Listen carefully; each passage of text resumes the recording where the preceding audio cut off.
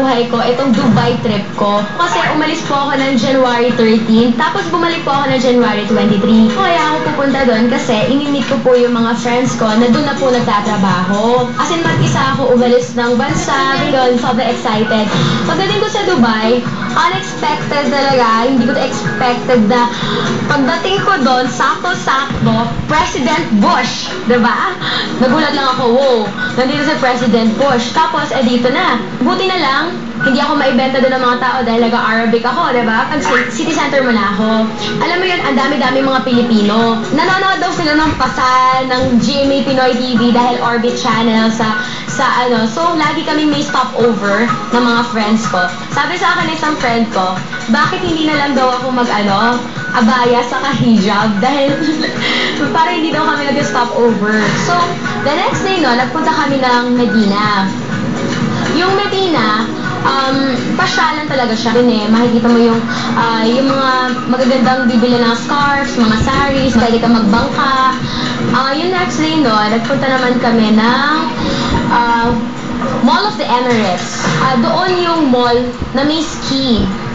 Yun yung may ice. So, para kang nasa ibang bansa.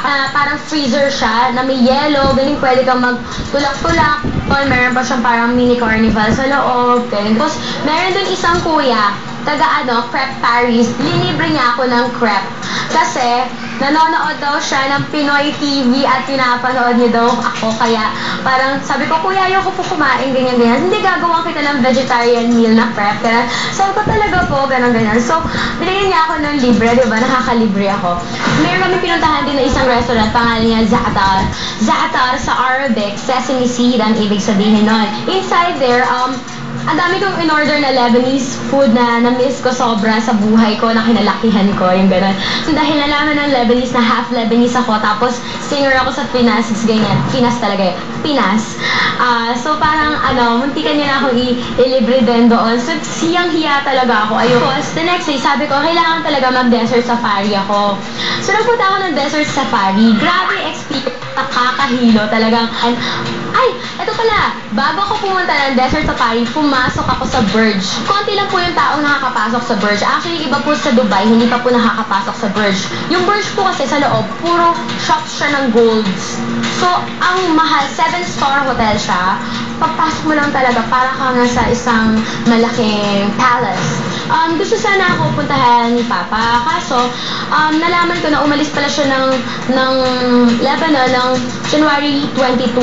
Nanghihinayang talaga ako. Hindi niya ako sinabi sa akin na pupunta siyang Lebanon. Gagawa na lang kami ng paraan uli para magkita kami sa Lebanon dahil gusto kong bisitahin ang Lebanon. So, kung pumunta ako ng Lebanon, babalitaan ko kayo uli kung ano nangyari dun sa akin sa Lebanon. Yun lang, yun ang Dubai trip ko. So, sobrang, ang saya-saya talaga. Super saya. Sobrang bitin pa ako sa nangyari. Yun lang, yun ang Dubai trip ko. Kaya sa mga taga Showbiz Central, ito po si Yasmin Curdy, ang iyong star reporter.